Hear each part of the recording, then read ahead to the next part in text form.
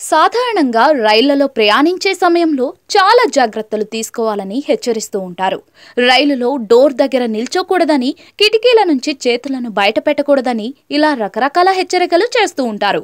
అయితే ప్రస్తుతం వైరల్ అవుతున్న వీడియోలోని వ్యక్తిని చూస్తే ఎలా హెచ్చరించాలో తెలియక కళ్ళు తేలేయాల్సిందే.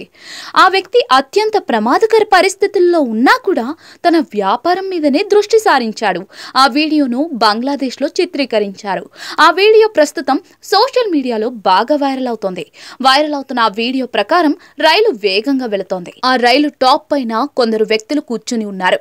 అక్కడకు కూడా బేల్పూరి అమ్ముకునే వ్యక్తి వెళ్లాడు.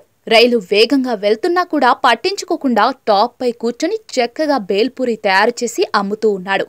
చాలా ప్రమాదకర పరిస్థితుల్లో ప్రయాణిస్తున్నప్పటికీ వారెవరూ కూడా పెద్దగా భయపడడం లేదు. కొందరైతే ఆ రైలుపై నిల్చొని మరీ ప్రయాణం చేస్తూ ఉన్నారు. ఓ వ్యక్తి ఆ ఘటనను వీడియో తీసి సోషల్ మీడియాలో పోస్ట్ చేశాడు.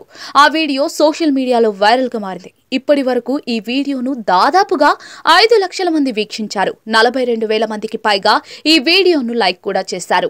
ఈ వీడియోపై నెటిజన్లు తమ స్పందనలను తెలియజేశారు. ఇది బంగ్లాదేశ్లో సర్వసాధారణం. వ్యాపారం ఎక్కడైనా వ్యాపారమే.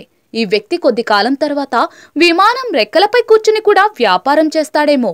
₹2 కోసం ఇంత రిస్క్ అవసరమా అంటూ నెటిజన్లు కామెంట్లు చేస్తున్నారు.